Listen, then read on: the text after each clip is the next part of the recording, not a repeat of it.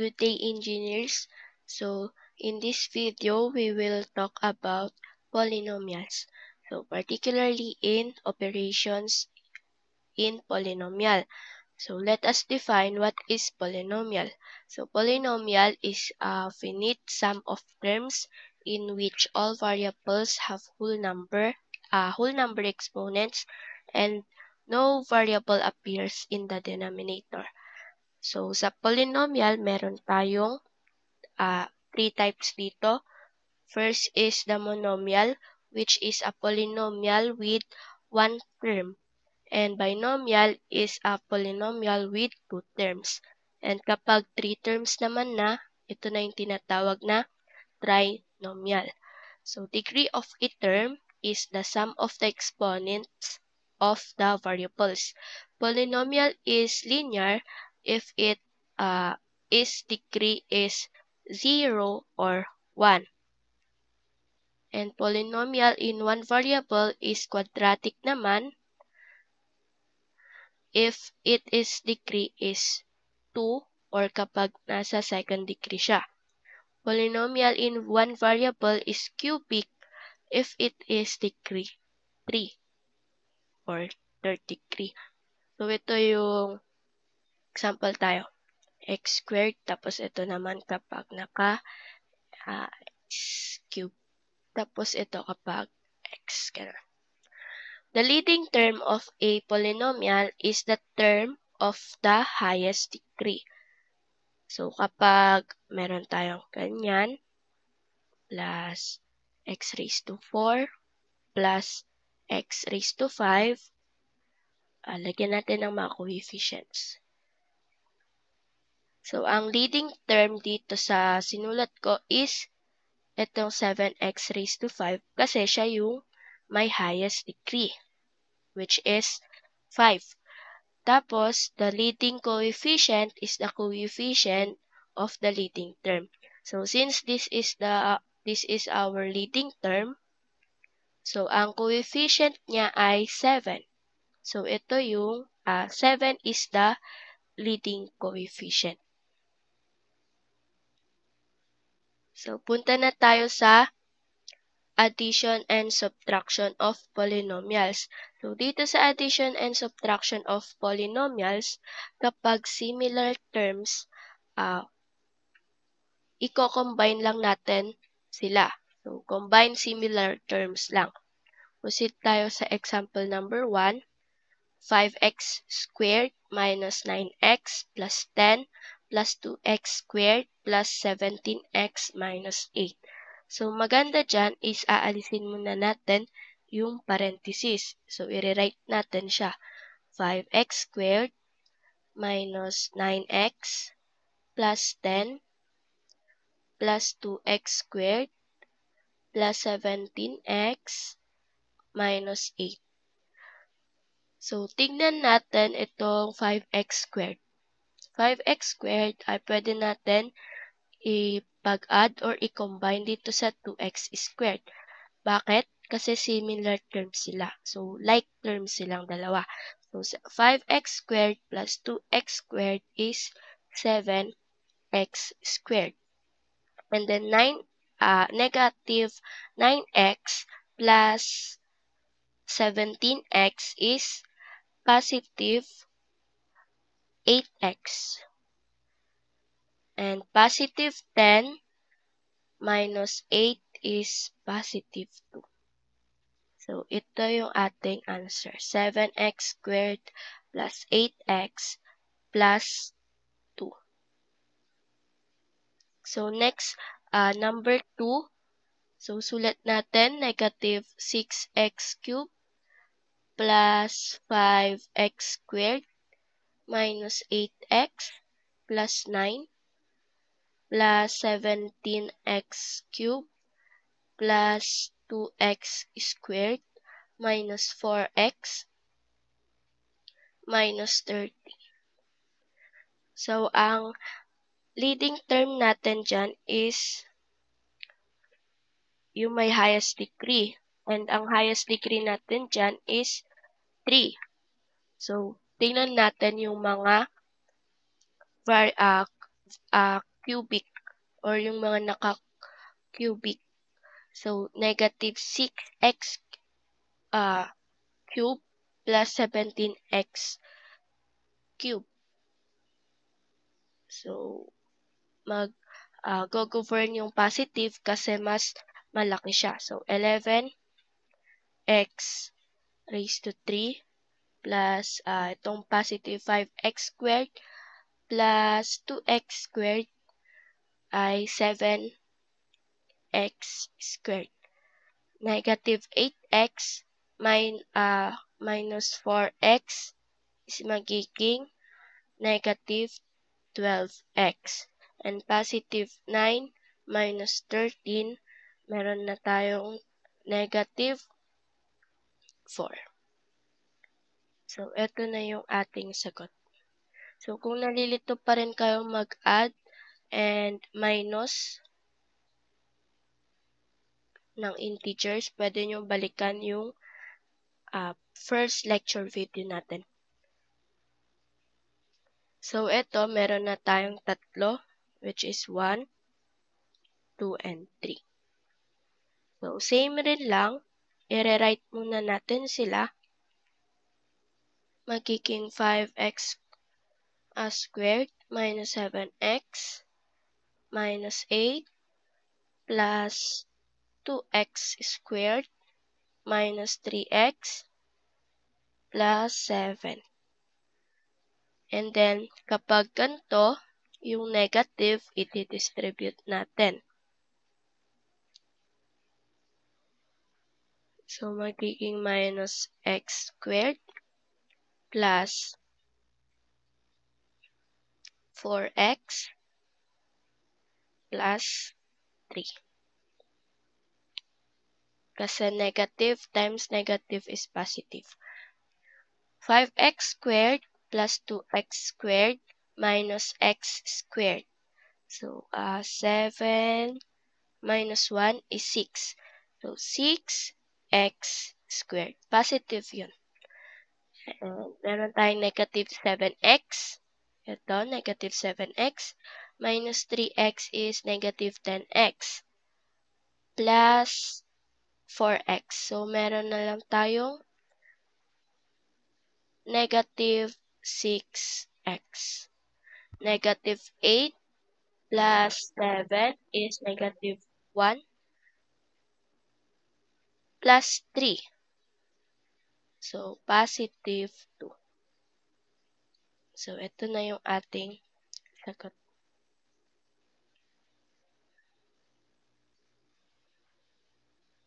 So, sana na-gets yan since addition and subtraction pa lang yan. So, punta na tayo sa multiplications of polynomials. To multiply two binomials, use FOIL method. Multiply first terms, outer terms, inner terms, and last terms.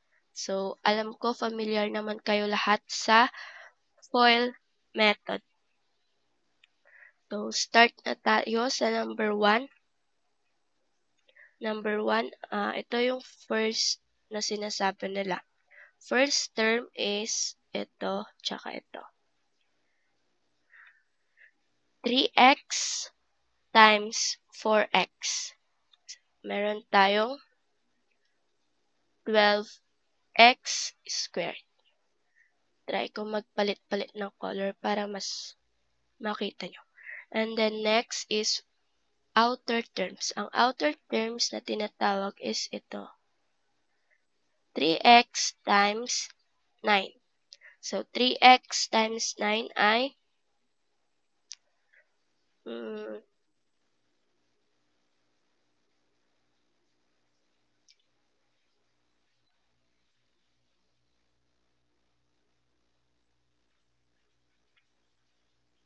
so, nandito tayo sa 3x times 9 is 27x. So, plus 27x. Wait, check ko nga kung nakikita. Medyo nakikita naman. So, next sa outer terms ay punta na tayo sa inner terms. So, ang inner terms natin is itong negative 1 times 4x. So, negative 1 times 4x is negative 4x. And then, ang last natin, ano kayang color? Halata bang iba ito? Yan.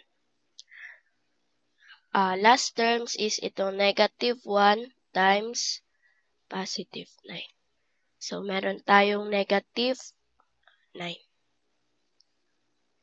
So, ngayon, isi-simplify lang natin itong dalawang to. Since sila yung dalawang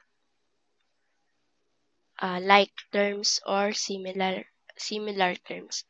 So, parang babalik lang tayo kanina sa addition and subtraction of polynomials. Positive 27 minus 4 is 23. So, meron na tayong 12x squared plus 23x minus 9. So, ito na yung ating sagot.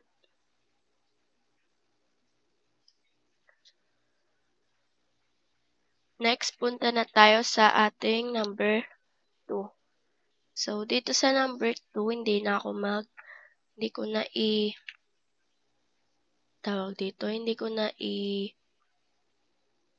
ano man tawag dyan? Ililinya kung ano yun. So, kung gusto nyo sa notes nyo, ilinya nyo. So, first terms is 2x times 5x. So, meron tayong 10x squared. Outer terms is 3 times 2x is positive 6x. Inner terms ay 3 times 5x, so negative 15x.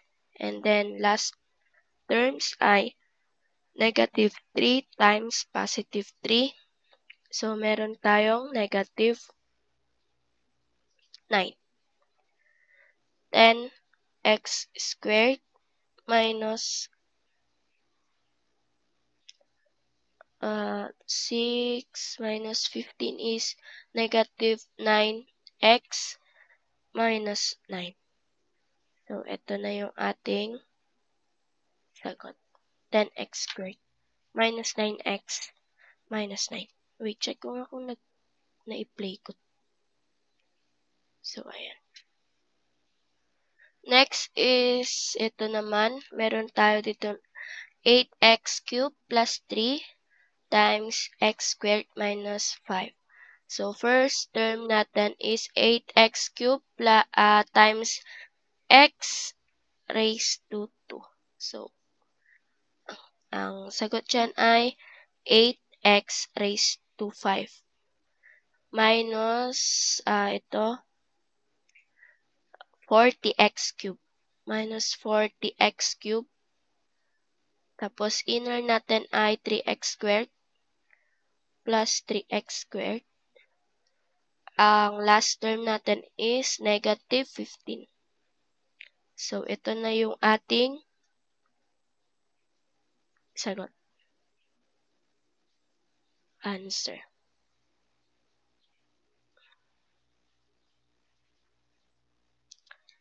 So, punta na tayo sa next. To multiply a polynomial by a polynomial. You can use horizontal and vertical method. So, itong horizontal is yung pahiga, which is yung gagawin natin sa number 1.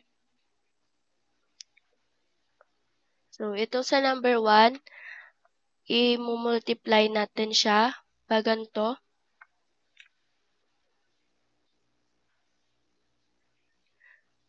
Ito, multiply natin doon, tapos ito doon, tapos ito dito, tapos ito doon, ito dito, tsaka ito doon. So, ganyan yung ating horizontal method. So, sulat ko lang dito na lang sa taas.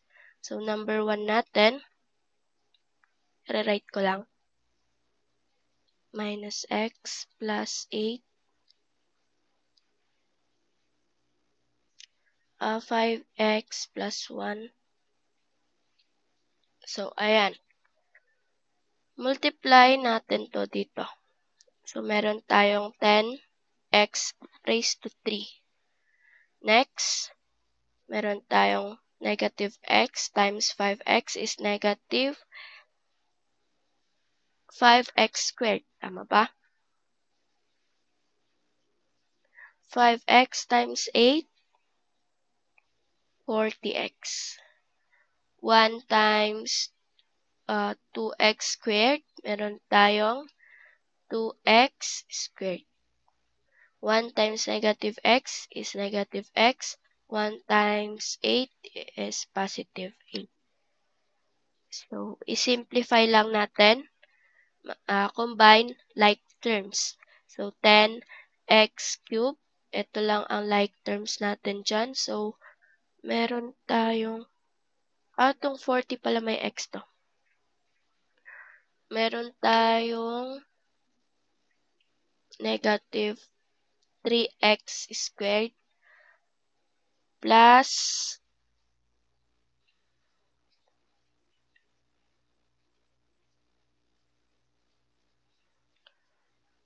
39x plus 8. So, ito yung ating answer. Wait lang Pause ko muna.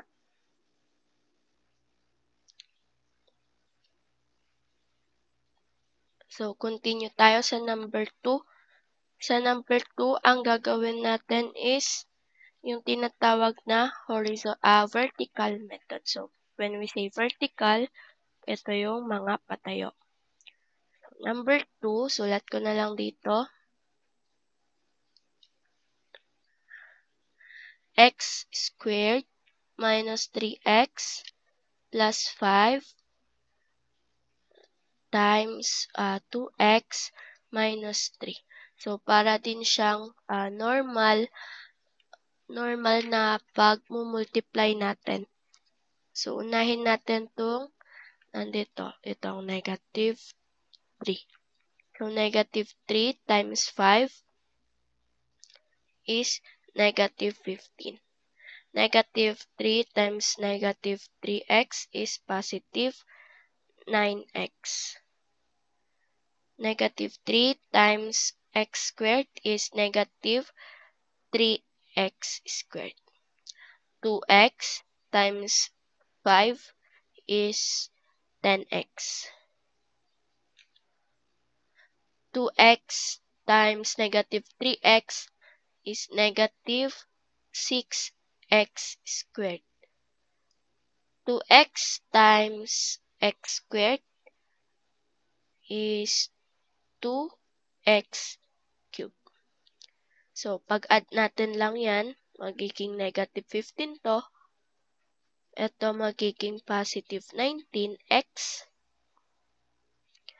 Negative 3x squared plus negative 6x squared is negative 9x squared. So, ito, i-bring down lang natin to x cubed. So, ito na yung ating sagot.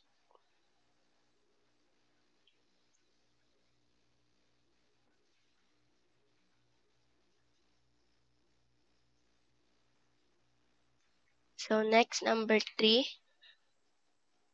Dito sa number 3, gagamit na lang tayo ng horizontal method since trinomial na siya. So, dito, parang sa ginawa natin kanina, para hindi kayo malito, gumawa na lang kayo ng arrow-arrow nyo. So, parang ganyan. Tapos, itong pangalawa, pag ganun. Tapos, itong pangatlo, hindi ko na alam kung saan ko ilulugar. Basta ganyan yung magiging procedure niya. So, unahin na natin. 8y times 8y is 64y squared. 8y times negative, saan na ba ako?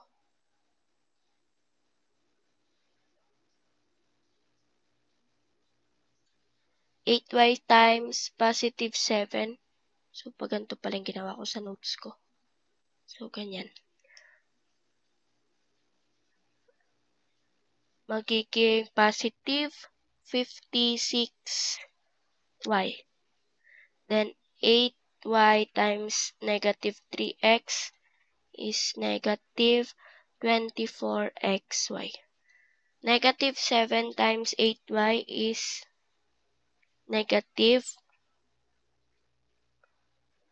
56y. Negative 7 times positive 7 is negative 49. Negative 7 times negative 3x, positive 21x. Negative 7 times, tapos na pala. Dito na tayo sa 3x times 8y is positive 24xy. 3x times 7 is positive 21x. And positive 3x times negative 3x is negative 9x squared. So, combine like terms or similar terms tulad nung ginawa natin kanina. So, makakancel na natin ito since negative 24xy tsaka positive 24xy. And meron din tayong 56y na positive and negative 56y. So, meron na tayong 64y squared minus 9x squared plus itong 21x plus 21x, 42x. And then, minus 49. So, answer na po ito.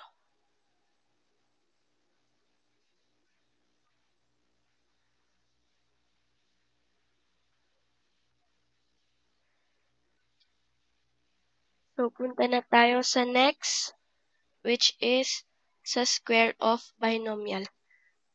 So, dito sa square of binomial, meron tayong susundan na pattern dito. So, kapag nakakita kayo ng ganito, magiging a squared plus 2ab plus b squared. So, sa sample problem tayo sa number 1. Sa number 1, ang a natin dyan is 4x squared. Ang b natin is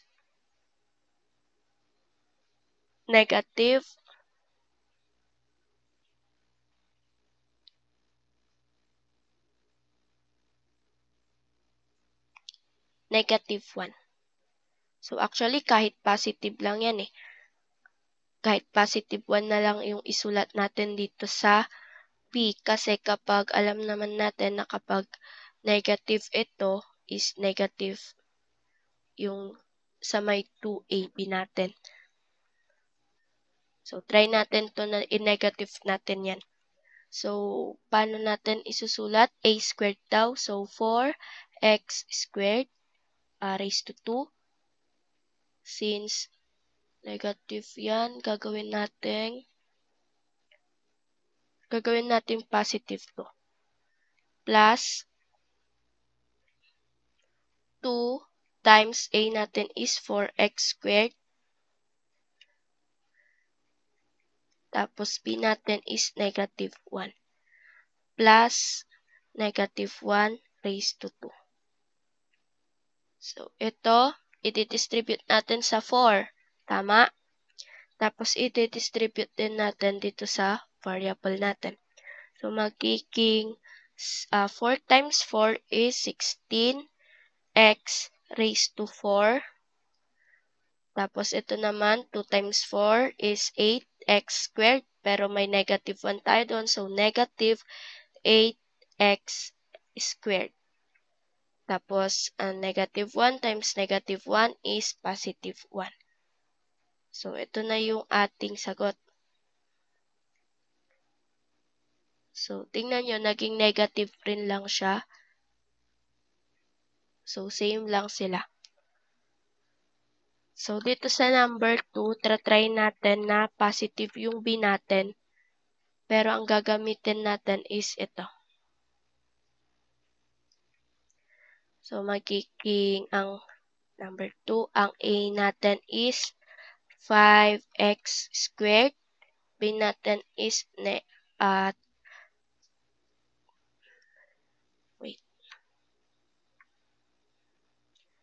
ang b natin is 3x. So, write natin, a squared ay 5x raised to 2 squared minus 2. Ang a natin ay 5x squared. B natin is 3x. And ang b natin is 3x squared. So, distribute natin to. 5 times 5 is 25. 25x raised to 4 minus 2 times 5 is 10 times 3 is 30. 30x raised to 3. Plus 3 times 3 is 9x squared. So, ito na yung ating sagot. Kita nyo yung difference kapag ginamit na natin yung negative dito sa b, hindi na natin kailangan gamitin itong pangalawa. Kasi kusa na siyang magne-negative. So, kapag hindi naman natin ginamit yung negative, kailangan gamitin natin yung itong pangalawa, which is yung may negative 2a.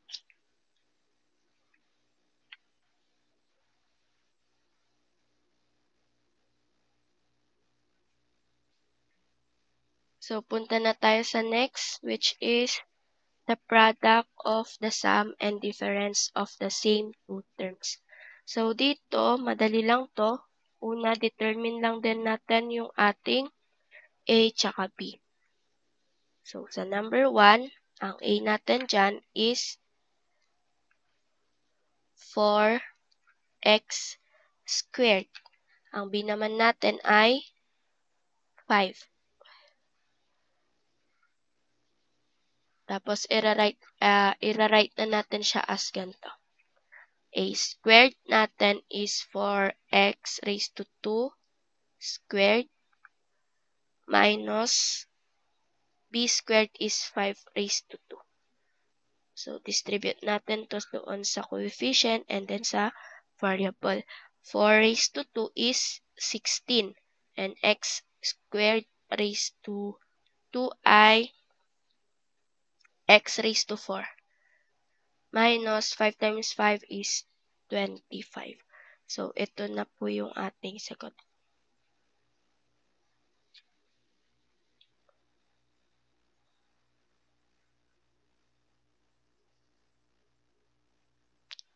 So, punta naman tayo sa number 2 natin. Number 2, ang a natin ay 3x raised to 2. Ang b naman natin ay 4x. So, dito, a squared minus b squared ulit. So, 3x squared raised to 2 minus b squared natin ay 4x raised to 2.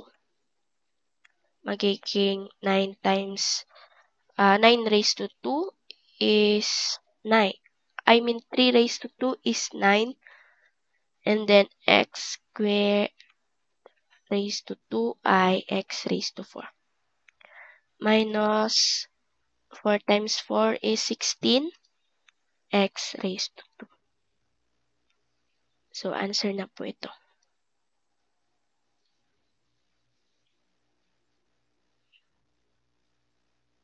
So, madali lang siya guys ha.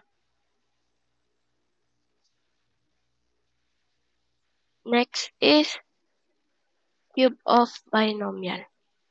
So, dito sa cube of binomial, para rin siyang ganun kanina, pero ito, cube ma.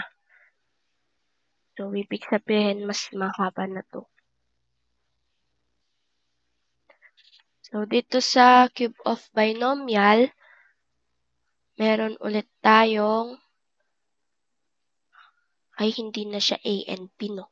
X and Y na siya. So, parang ganun din. Ito yung ating A, ito yung ating B. Which is ngayon, X na siya, and then ito is Y na siya. So, wala namang magiging problema kung susundan lang natin itong pattern na to.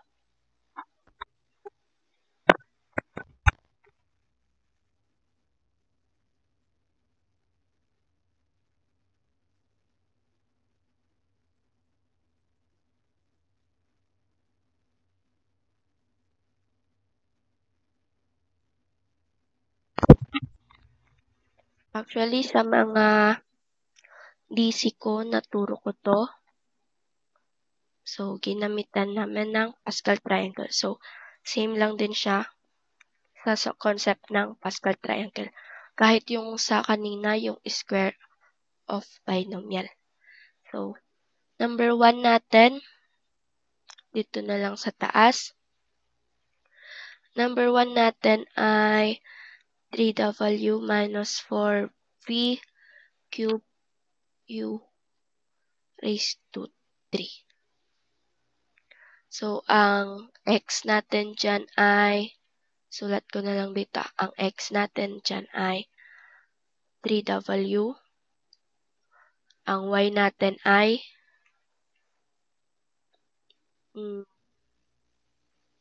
4V cube raised to U.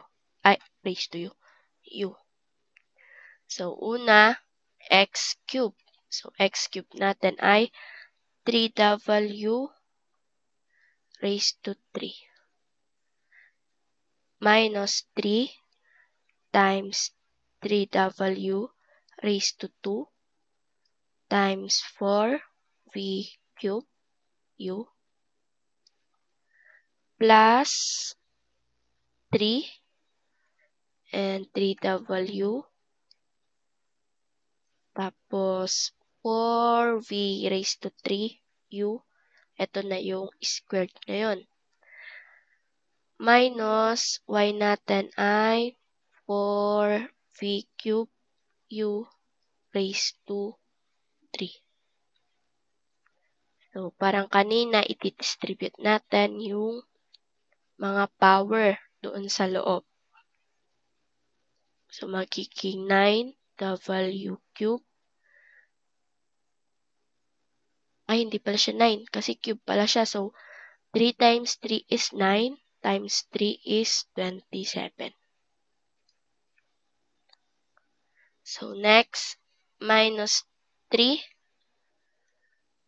9W squared, 4V cube U plus 3, 3W, 4 times 4 is 16, V raised to 6, V raised to 6, U raised to 2.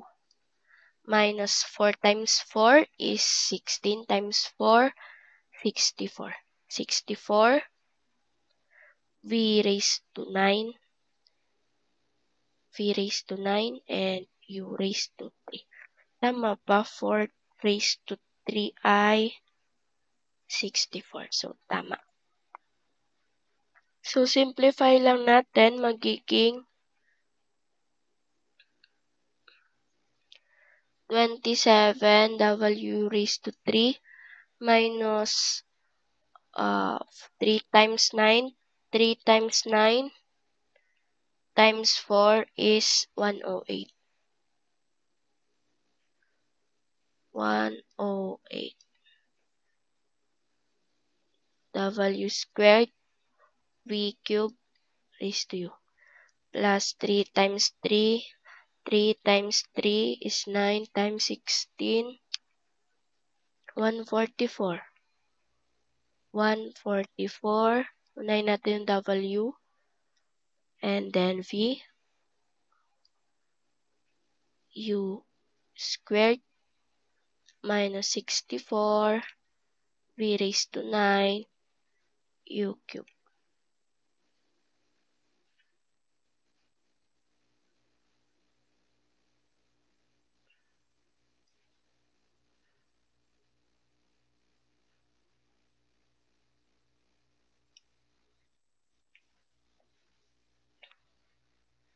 Next, number 2. The number 2 is dito na lang sa baba. So, diretsuhin na natin. Magiging 2x raised to 3 plus 2x raised to 2 times 3y plus 3 raise 2x times 3y raised to 2 plus 3y raised to 3. So, magiging 2 times 2 is 8. X raised to 3 plus magiging 4 ito tapos x squared. 3 times 4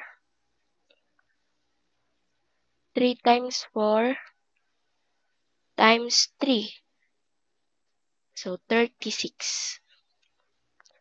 36 x raised to 2y plus 3 times 2 times 9. 54. 54 x y raised to 2 plus 27 y cubed.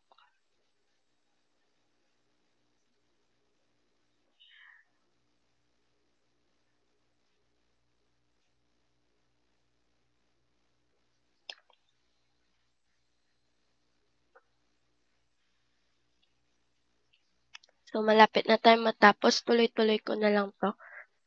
So, ilang minutes na ba tong video? Kasi 37 minutes na.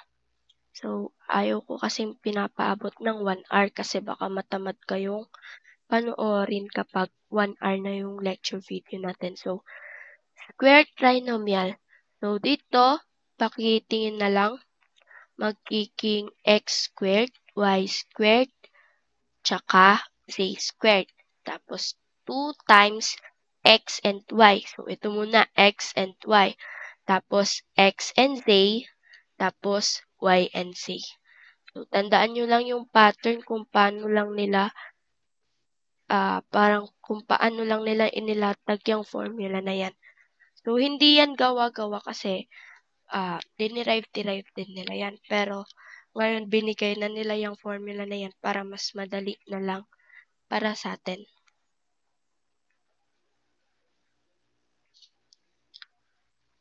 So, start na tayo sa number 1.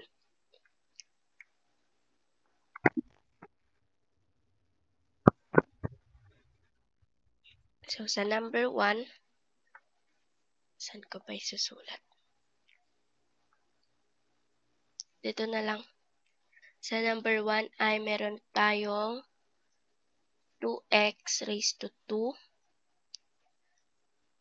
plus y squared plus 1 squared plus 2x times y plus 2 times 2x times 1 plus 2 times y times 1. So, simplify natin, magiging 4x squared plus y squared plus 1 plus 4xy plus 4x plus 2y. So, yan na yung ating sagot.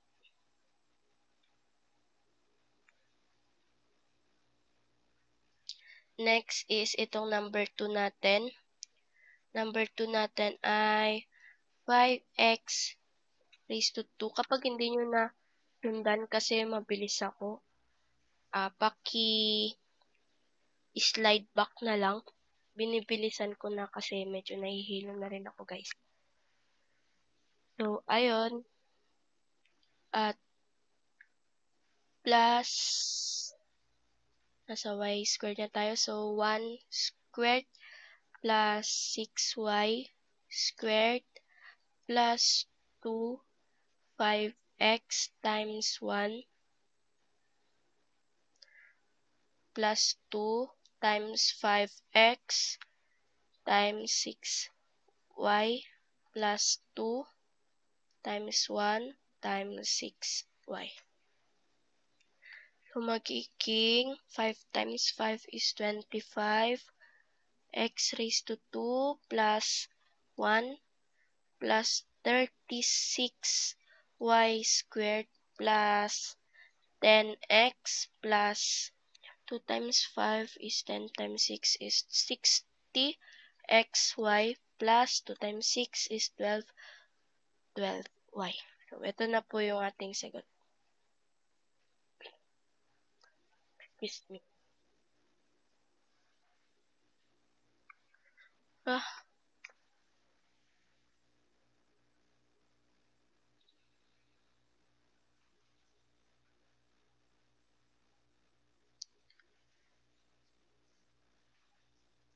So, punta na tayo sa last, which is yung division of polynomials. So, to divide a polynomial by a monomial, divide each term of the polynomial by the monomial. So, ito, simple lang. Kapag itong 2x squared plus 10x daw ay i-divide natin by 2x. So, 2x is a monomial. So, ang number 1 natin is ganito lang. Magiging 2x raised to 2 plus 10x. Tapos, i-divide daw natin siya ng 2x. So, divide lang natin siya ng 2x. Tsaka 2x. So, magiging, ilan to? X. Tama. X. Plus 5. Makakancel na yung x. So, ganito siya. O, tingnan nyo. So, itong 2, cancel, cancel, cancel, cancel. May matitirang isa. So, 10 divided by 2 is 5. Tsaka cancel na itong x na dalawa. So, yan. Kaya ganyan yung sagot. Feeling ko naman alam nyo to kasi algebra pang ano to pang grade 7 at saka grade 8. So, next is itong number 2 natin. So, medyo komplikado yung ating number 2. Kasi, hindi sila like terms lahat. Tsaka, marami siya. Plus 10x squared y raised to 5 minus 17x raised to 9 y raised to 8. So, magiging 2xy raised to 2, 2xy raised to 2, at saka 2xy raised to 2. So, ito, titignan natin. 6 divided by 2 is 3. Itong y makakancel, and then may matitirang isa sa baba. So, sa numerator is wala nang natira, kaya ang natira na lang ay nandito sa baba. So, magiging ganyan na lang siya. And then, sa pangalawa or sa second term natin, 10/2 is 5, diba? Tapos, etong x, may dalawa dito, so matitira yung isa sa taas. Then, dito, mawawala na. Eto namang y, may dalawa sa baba, tapos may 5 sa taas. May matitirang 3. So, magiging 5x y raised to 3. Minus 17/2 is, so, 17/2. Kasi, hindi naman siya full. 17/2 ay 8.5. Pero, pwede na rin yung 17/2. So, divide down natin siya sa isa ito. So, may matitirang 8. Tapos, ito naman may matitirang 6. So, x raised to 8, tsaka y raised to 6. So, ito na yung ating sagot. So, ganyan mag-divide ng polynomial by monomial. So, next, punta na tayo sa to divide two polynomials, use long division. So, itong long division is yung long division na alam nyo sa normal numbers or sa mga whole numbers kapag nagdi-divide kayo. So, ganun din ito. Number 1 natin. Nahihilo na ako talaga. So, number 1. Wait, malapit na to. Mga 3 problem na lang. Number 1 ay x raised to 2 plus x minus 12 raise. Wala kung ano na nasasabi ko. Pasensya na kung ano na nasasabi ko. Divided by x plus 4. So, ganyan, kapag magdi-divide tayo, uunahin natin itong x. So, magiging x squared divided by x. So, ilan yon? So, meron na lang tayong isa. So, x. Tatapat natin siya dito. Tapos, x times x is x squared, diba? Tapos, x times 4 is positive 4x. So, after none, gagawin natin ay ipag-minus natin to. Yung parang normal division lang. So, x squared minus x squared ay wala na. So, positive x minus 4x is negative 3x. So, ngayon, ito, negative 3x divided by x. So, mayroon tayong negative 3, tama? And then, itong negative 3, ito times natin sa x. So, meron tayong negative 3x. And i-bring down natin itong 12, negative 12. Kasi negative 3 times 4 ay negative 12. So, kapag pinag-minus natin to, magiging 0 na yung sagot. So, ang sagot, kapag tinanong kayo dito ng x squared plus x minus 12 divided by x plus 4, ang sagot ay x minus 3. So, ito ang ating sagot. Ang sagot dito ay x minus 3. So, next, number 2 tayo. Number 2 dito na lang sa gilid. Number 2 ay 8x raised to 2 plus 6x minus 9. And 2x plus 1. So, dito, 8x squared divided by 2x. So, meron tayong 4x. Tama? 4x. Kapag nalilito kayo, pwede nyo naman yung bimonomial 8x squared divided by 2x. Ganyan.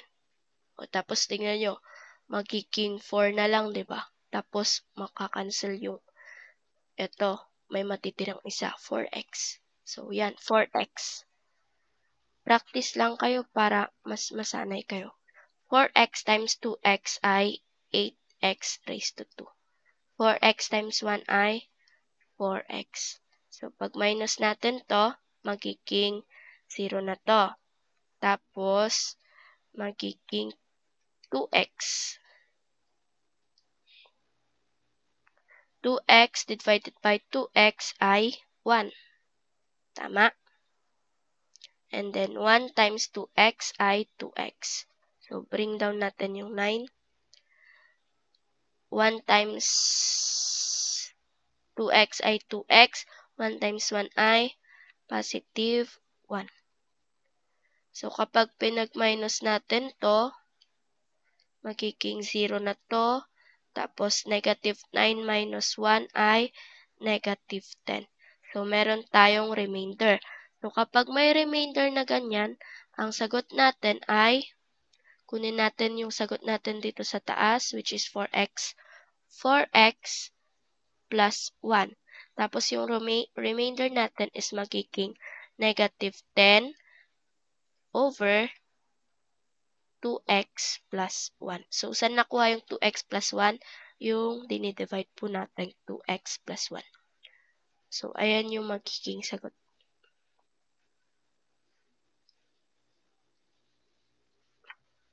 Kapag may tanong kayo, message nyo lang ako sa messenger. Pero, baka hindi ako masyadong makapag-reply sa inyo Kasi baka matulog na ako after kong i-record to. So, yun. Nasa last slide na ata tayo. So, ito, to divide a polynomial by a binomial of the form x minus a, use synthetic division. So, paano tayo magdi-divide using synthetic division? So, madali lang to. Diba, alam nyo na kumuha or alam nyo na kung paano gumamit ng synthetic division? Diba, tinuro ko ba sa inyo yun? Naturo ko ba? Or sa DC? Kasi naalala ko sa differential calculus, ginamit namin itong synthetic division. So, dito, sulat natin itong 2x cubed minus 3x squared plus 4x plus 5. So, divide down natin siya ng x plus 2. Divided by x plus 2. Ngayon, tong x plus 2, equate natin sa 0. Paano natin gagawin yon? So, x plus 2 is equals to 0. So, ang x natin ay magiging negative 2.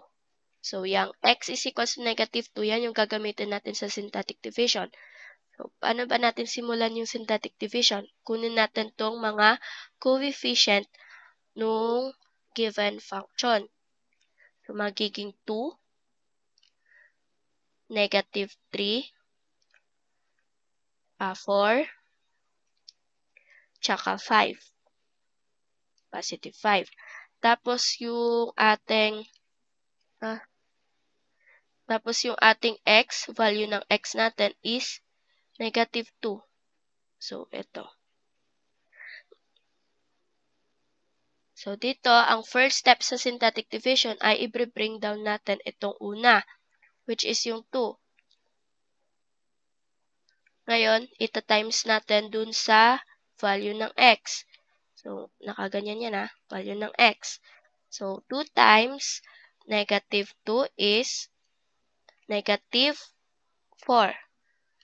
Tapos, ipag-add natin, negative 3 plus negative 4 is negative 7. Balik tayo sa pagta-times. Negative 7 times negative 2 is positive 14. And then 4 plus 14 ay 18. 18 times negative 2 ay negative 36. And positive 5 plus negative 36 ay negative 31. So, ayan. Ngayon, i-rewrite natin to as itong 2 magiging 2x squared minus 7x plus 18. So, ito kasi dapat sa mga synthetic division, magsisiro kasi yan. So, kapag hindi yan nag-zero, ibig sabihin, yan yung ating remainder. So, meron tayong natirang 31. And tulad ng ginawa natin kanina, dun sa remainder, ang ginawa natin ay dinivide natin dun sa dividend, but tawag dun, divisor. Wait, search ko nga saglit. Dividend pa yun.